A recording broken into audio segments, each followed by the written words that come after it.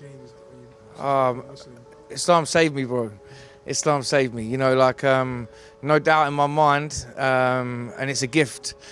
Islam, I found peace when I first went into sujood, and it was before I was Muslim. It was like about a week before I become Muslim. You know what I mean? Yeah, I went and done wudu with someone, and then I stood in congregation. I didn't know any Muslims. I came into Islam blind, bro, but I just knew it was for me. You know what I mean? You know, like it's changed my whole life.